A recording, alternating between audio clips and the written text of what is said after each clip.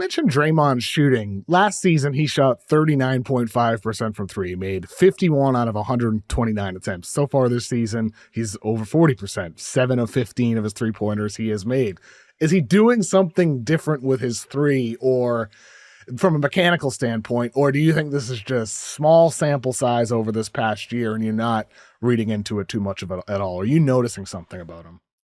I didn't study him, but I have mentored one of the guys who like is personal coach for him in the off season, and I've noticed his form is more fluid and he holds his form. I'm a big believer in holding your form.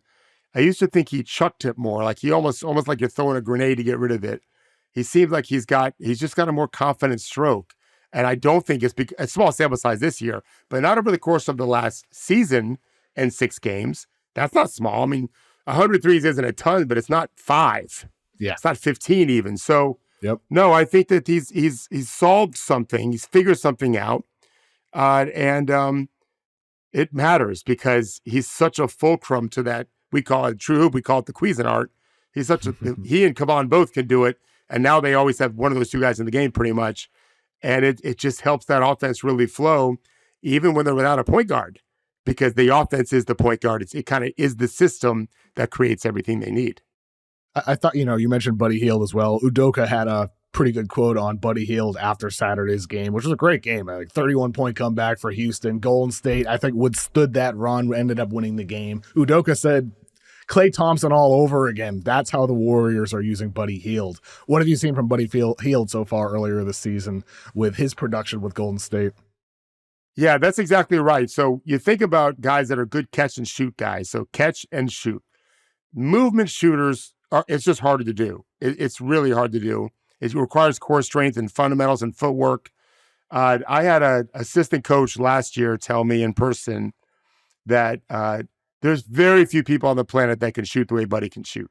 And this coach met like every day, like in practice every day, in drills.